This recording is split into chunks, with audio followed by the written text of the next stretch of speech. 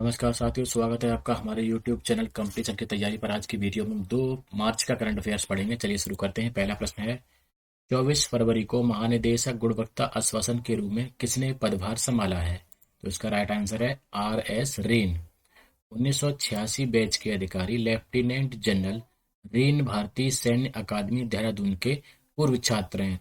उन्होंने राष्ट्रीय प्रौद्योगिकी संस्थान श्रीनगर से अपना इलेक्ट्रिकल यानी BE बैचलर ऑफ इलेक्ट्रिकल पूरा किया है। वह defence institute of quality assurance Bengaluru में एक वरिष्ठ संकाय थे। उन्होंने अतिरिक्त महानिदेशक के रूप में DQA का भी नेतृत्व किया है। फरवरी महीने में फाइनेंशियल एक्शन टास्क फोर्स यानी FATF ने किस देश की सदस्यता को निलंबित कर दिया? तो इसका आंसर है रूस। Global anti money laundering watchdog financial action task force ने यूक्रेन युद्ध को लेकर रूस की सदस्यता को निलंबित कर दिया है। प्रधानमंत्री ने नई दिल्ली में ओलाफ स्कोल्ज के साथ बातचीत की है। ओलाफ स्कोल्ज किस देश के चांसलर हैं? तो वे चांसलर हैं जर्मनी के। नेताओं ने मई 2022 में आयोजित 6वें अंतर सरकारी परामर्श के प्रमुख परिणामों की प्रगति की समीक्षा की। उन्होंने रक्षा और आर्थिक सहयोग, प्रतिभा, गतिशीलता और विज्ञान और तकनीकी सहयोग को मजबूत करने के तरीकों पर भी चर्चा की। अपनी वर्तमान भूमिका में जर्मन चांसलर की यह पहली भारत यात्रा है। कौन आर्टिफिशियल इंटेलिजेंस भाषा मॉडल LLAMA लॉन्च करने के लिए तैयार है? कौन करेगा इसको? मेटा। LLAMA मेटा द्वारा विकसित एक बड़ा भाषा मॉडल है जो चैट GPT के समान है। इसका उद्देश्य AI के क्षेत्र में शोधकर्ताओं की सहायता करना है। LLAMA मेटा द्वारा विकसित तीसरा बड़ा भाषा मॉडल है। पहला गैलेक्टिका था और दूसरा ब्लेंडर। कौन सी भारतीय पारंपरिक डीजल इलेक्ट्रिक पनडुब्बी इंडोनेशिया में डॉक करने वाली पहली भारतीय पनडुब्बी बन गई है? तो इसका नाम है INS सिंधु केसरी। यह आसियान देशों के लिए राजनयिक सैन्य आउटरीच के भाग के रूप में इंडोनेशिया के साथ द्विपक्षीय संबंधों को मजबूत करने का एक प्रयास है। डॉकिंग क्षेत्र में भारत की बढ़ती सैन्य पहुंच को दर्शाता है। INS सिंधु केसरी को परियोजना 877 के एक भाग के रूप में डिजाइन किया गया था। इंडोनेशिया उन देशों में शामिल है जो दक्षिण चीन सागर में बीजिंग के साथ नौसैनिक विवाद में उलझे हुए हैं। भारतीय नौसेना के अनुसार पनडुब्बी ने इंडोनेशिया की 3 दिवसीय यात्रा समाप्त की है।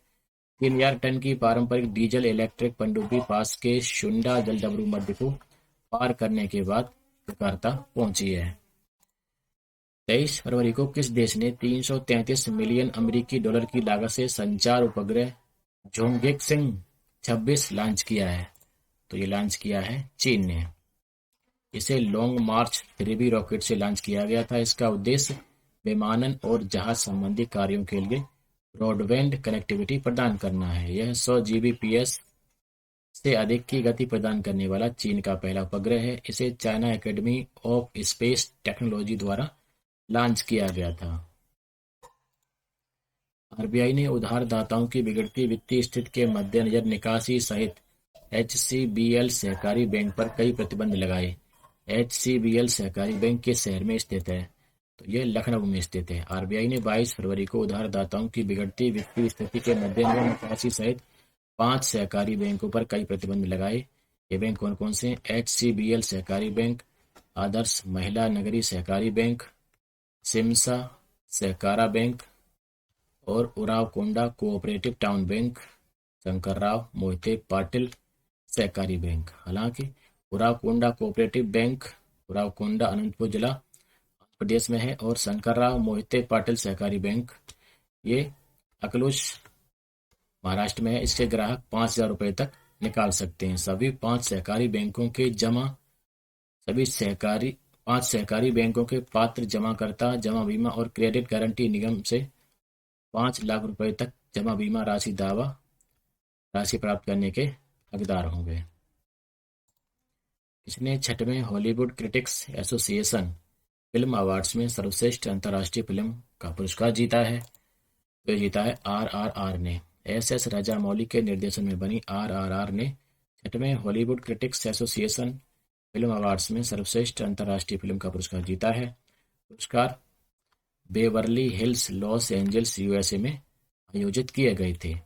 आरआरआर ने एफसीए में सर्वश्रेष्ठ एक्शन फिल्म, सर्वश्रेष्ठ स्टंट और सर्वश्रेष्ठ मूल गीत नाटू नाटू के लिए 3 अन्य पुरस्कार भी जीते थे। नाटू नाटू गाने को एम कीरावनी ने कंपोज किया है।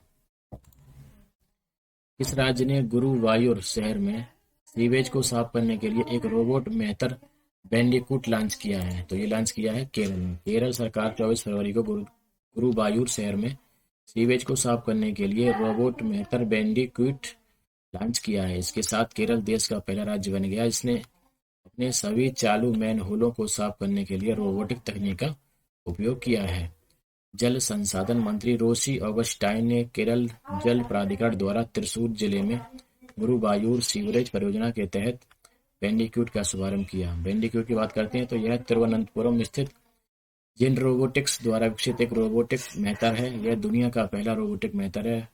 मैला ढोने की प्रथा को खत्म करने के प्रयास में बैंडिक्यूट मैनहोल की सफाई में लगे श्रमिकों के लिए राहत प्रदान करता है। इसने हाल ही में केरल स्टार्टअप मिशन द्वारा आयोजित अटल ग्लोबल 2022 कॉन्क्लेव में केरल प्राइड पुरस्कार जीता था। अगला प्रश्न है, हाल ही में I2U2 बिजनेस फोरम के हाशिए पर AIM4C में शामिल हुआ है। मंच कहां पर आयोजित किया गया था? तो ये किया गया था संयुक्त अरब अमीरात के अबू धाबी में। AIM4C जलवायु, स्मार्ट कृषि और खाद्य प्रणाली नवाचार के लिए निवेश और समर्थन में तेजी लाने के उद्देश्य से अमेरिका और संयुक्त अरब अमीरात द्वारा शुरू किया गया एक वैश्विक मंच है। इसे नवंबर 2021 में लॉन्च किया गया था। पहला मुख्य उद्देश्य भूख और जलवायु परिवर्तन को संबोधित करना है। बैठक में I2U2 शेरपाओं ने भाग लिया। I2U2 का उद्देश्य हमारे संबंधित क्षेत्रों और उससे आगे व्यापार और निवेश में आर्थिक साझेदारी को मजबूत करने के लिए आपसी हित के सामान्य क्षेत्रों पर चर्चा करना है। देशों द्वारा पारस्परिक रूप से सहयोग के 6 क्षेत्रों की पहचान की गई है और इसका उद्देश्य जल, ऊर्जा, परिवहन, अंतरिक्ष, स्वास्थ्य और खाद्य सुरक्षा में संयुक्त निवेश को प्रोत्साहित करना है। तो आज की वीडियो में इतना ही।